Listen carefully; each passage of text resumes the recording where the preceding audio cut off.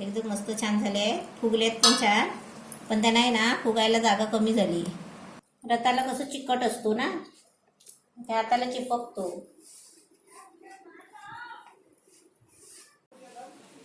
नवीन recipe पाहण्यासाठी like करा, subscribe करा आणि ही घंटी वाजवा. नमस्ते. मी रताळ्याचे गुलाबजामुन बनवते. ते साहित्य दाखवते. साहित्य म्हणजे तुम्हाला मी नंतर साहित्य दाखवणार आहे. पहिलं रताळं दाखवते. हे रताळं घेतलंय मोठं आणि हे आहे ना याचे तुकडे करून आहे ना मी याचे 2-3 तुकडे करणार आणि शिजवून घेणार आहे. त्याच्यानंतर तुम्हाला ह्याचं जे लागणारं साहित्य आहे ना ते तुम्हाला एकत्र दाखवणार आहे. रताळ्याची साल काढून त्याचे तुकडे करून मी शिजायला ठेवले होते. 10 मिनिटांमध्ये शिजले आणि आता ते आहे ना बारीक किसणीवर किसून घेते. सर्व पहिले काढून ताटामध्ये घेते. गरम आहे. हे असे चांगले किसून घ्यायचे. हे रताळं किसून घेतलंय, चांगलं किसलंय. आता याच्यासाठी लागणारं साहित्य दाखवते. हा खवा आणलाय, 50 ग्राम खवा आहे. त्याच्यासाठी आपल्याला हे मी 4 चमचा मैदा घेतलाय. पण आपल्याला आहे ना गोळा होईपर्यंत मैदा घ्यायचा आहे. म्हणजे आपल्याला आज मी 4 चमचा घेतले आहे, पण लागेल तेवढा मी घेणार आहे. त्यासाठी वेलची जायफळ पावडर आहे. हे पाकासाठी साखर 1 वाटी घेतली आहे. पाव वाटी पाणी घेतलं आहे. हा गोड खवा आहे. हे खवा आहे ना असं बारीक करताना असं चांगलं मळून घ्यायचं. हे तलाची हाताच्या याने तळव्याने. आता याच्यामध्ये आहे ना हे रताळं मिक्स करायचं आहे. असं एकदम छान मस्त करून घ्यायचं मिक्स. आणि याच्यामध्ये आता लागेल तेवढं आपल्याला मैद्याचं पीठ घ्यायचं आहे.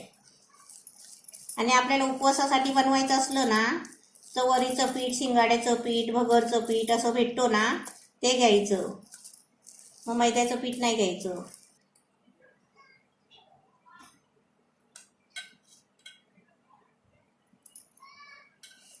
हे 4 चमचे पीठ बरोबर घेतलेलं आहे.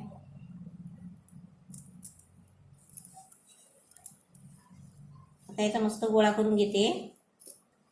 रताला कसं चिकट असतो ना, त्या हाताला चिपकतो.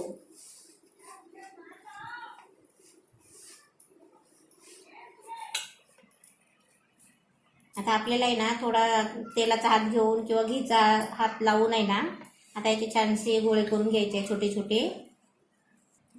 असा मस्त गोळा करून घेतलाय. आता आपल्या हाताला आहे ना असं घी लावून घ्यायचा आणि आपल्याला गोळे बनवायचे आहेत.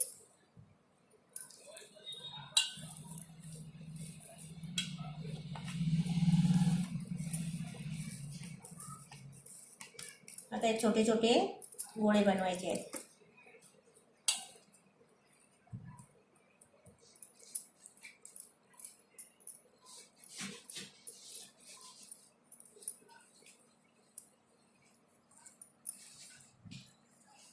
असे मस्त सर्व गोळे करून घेते आणि तुम्हाला फ्राय करून दाखवते.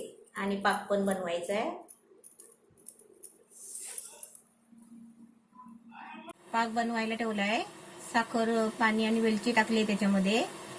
तोपर्यंत तिथे पाक बनेपर्यंत आहे ना एका बाजूला हे तळून घेते गुलाबजामुन. असे गोळे बनवून घेतले आणि आता तळून घेते. तेल तापलं आहे. आता थोडा मीडियम करते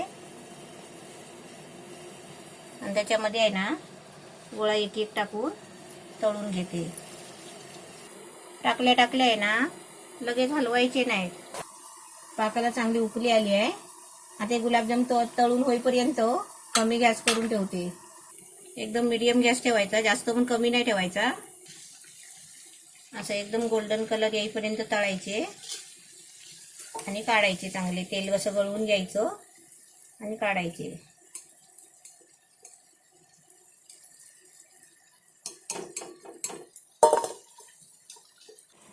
पाक आपला आता मस्त छान झाला आहे आणि तळून झाले सर्व गुलाबजामुन. हे बघा मस्त तळून झाले. आता ह्याच्यामध्ये आहे ना या पाक ओतते.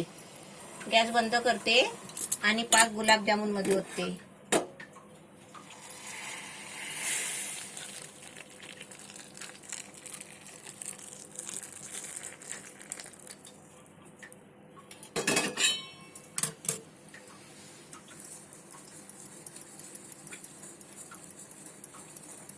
हे तशीच आहे ना 10-15 मिनिटं आहे ना असेच ठेवायचे.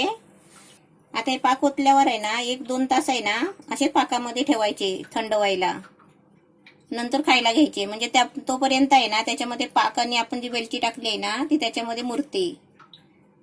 असे आपले मस्त आता गुलाबजामुन तयार झाले आहेत रताळ्याचे. एकदम मस्त छान झाले आहेत. फुगलेत पण छान. पण त्यांना आहे ना फुगायला जागा कमी झाली. बघा किती मस्त झाले आहेत.